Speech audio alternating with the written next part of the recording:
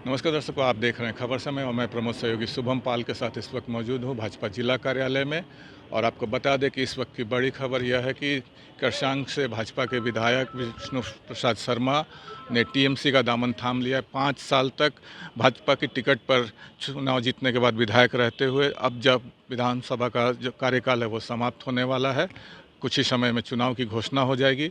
इस दौर के अंत में उन्होंने टीएमसी का दामन थामा है और इन्हीं सब विषयों पर बात करने के लिए आज हम जिला कार्यालय पहुंचे हैं, भाजपा के जिला कार्यालय। यहाँ पर हम आज बात करेंगे भाजपा समतल के अध्यक्ष अरुण मंडल और सिलीगुड़ी के विधायक और विधानसभा में चीफ व्हिप शंकर घोष से कि क्या कहना है उनका विष्णु प्रसाद के टीएमसी में जाने से, क्या प्रभाव पड़ेगा विधानसभा की रणनीति पर और भाजपा के चुनाव की रणनीति पर।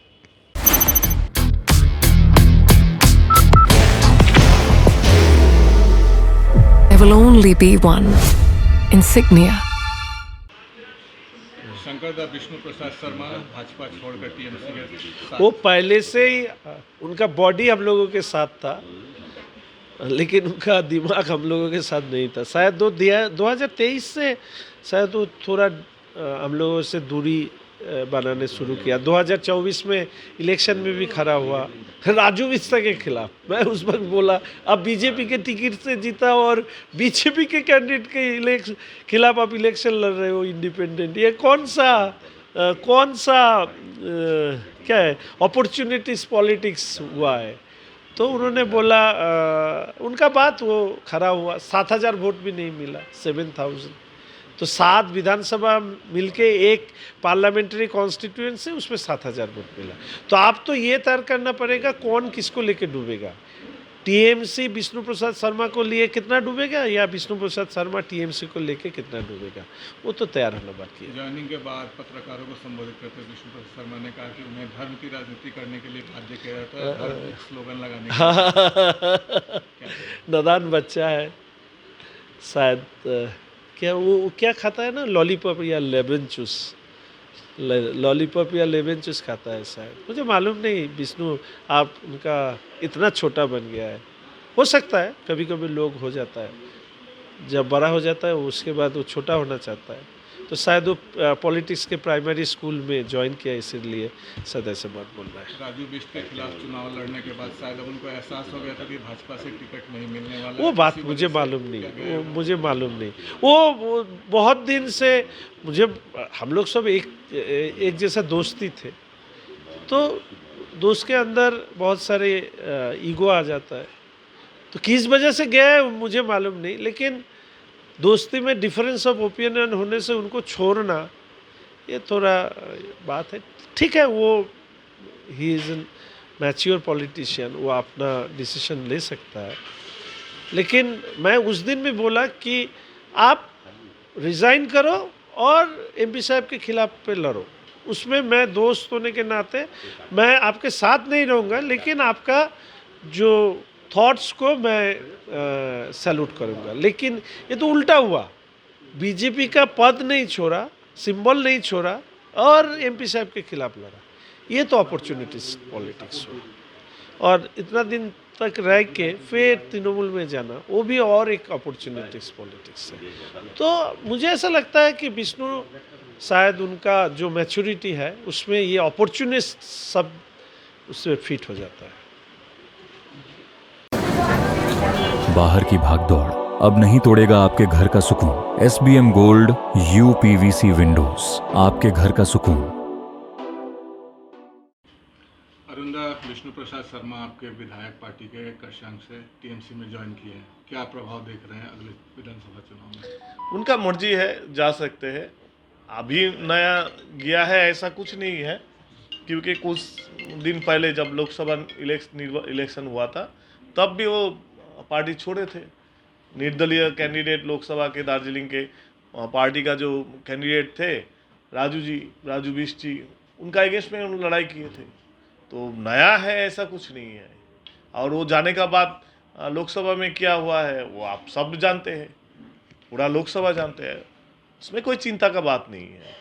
5 साल तक भाजपा के टिकट पे चुनाव जीतने के बाद विधायक रहे और अंत में जब चुनाव की घड़ी आई तब उन्होंने टीएमसी का दामन थामा। वो जानते हैं उनको टिकट चाहिए, उनको विधायक होना चाहिए। वो जानते हैं कि भाजपा इस बार उनको टिकट नहीं देगा, नहीं देने से उसको टिकट चाहिए किसी भी जगह पे से, तो शायद इसीलिए वो स्थान परिवर्तन किया है। और खाली किसी का डेवलपमेंट का उनका चिंता नहीं है, उनको टिकट का चिंता है।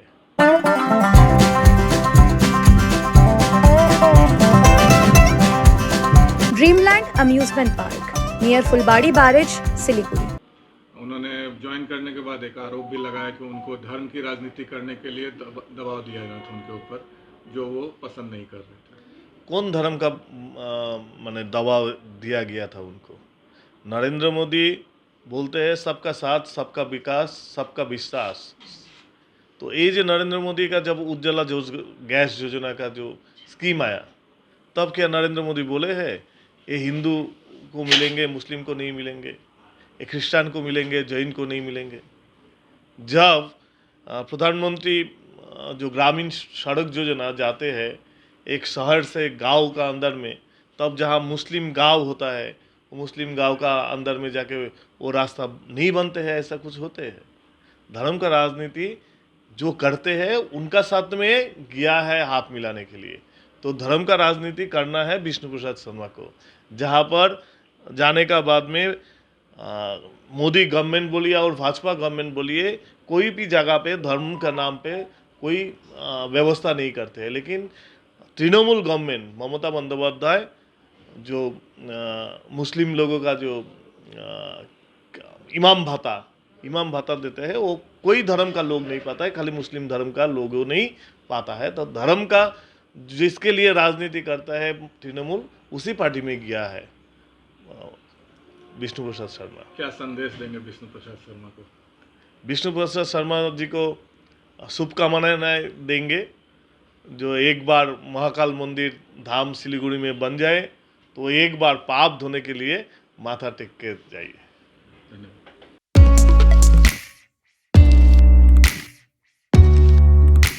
मनोकामना हॉस्पिटल, इस्कॉन मंदिर रोड, सेवक रोड, सिलीगुड़ी। तो दर्शकों, हमने बात की दार्जिलिंग जिला समतल के अध्यक्ष भाजपा के अरुण मंडल और सिलीगुड़ी के विधायक और चीफ विप शंकर घोष से। दोनों ने बातचीत के दौरान बताया कि विष्णु प्रसाद शर्मा के टीएमसी में जाने से कोई प्रभाव पड़ने वाला नहीं, भाजपा की चुनाव रणनीति पर कोई प्रभाव इसका देखने को नहीं मिलेगा, क्योंकि पिछले लोकसभा चुनाव में दार्जिलिंग जिले से भाजपा के उम्मीदवार राजू बिष्ट के खिलाफ विष्णु प्रसाद शर्मा जो है वो निर्दलीय उम्मीदवार के रूप में उतरे थे और 7 विधानसभा केंद्रों में महज 7,000 वोटों तक सिमट गए थे।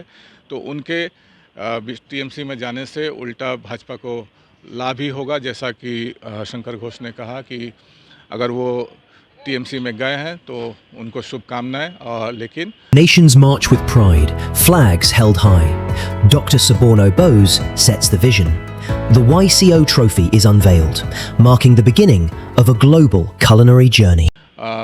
जो पहाड़ की राजनीति है उस पर इसका कोई खास प्रभाव दिखने वाला नहीं, क्योंकि वो विष्णु प्रसाद शर्मा काफ़ी समय से निष्क्रिय रहे और संभवतः भाजपा से उनको टिकट मिलना नहीं था। इसी आस में वो टीएमसी में तक कि उनको टिकट मिल सके, इसी उम्मीद के साथ वो टीएमसी में गए हैं। और क्या कुछ होगा ये तो भविष्य बताएगा, विष्णु प्रसाद शर्मा को टिकट मिलेगा या नहीं मिलेगा, वो चुनाव लड़ेंगे या नहीं लड़ेंगे, और लड़ते हैं तो रिजल्ट क्या होगा, परिणाम क्या होगा, ये तो आने वाला समय ही बता पाएगा। तो और भी ताज़ा तरीन अपडेट्स के लिए आप हमारे साथ यूँ ही जुड़े रहिए और देखते रहिए खबर समय, हर समय। धन्यवाद।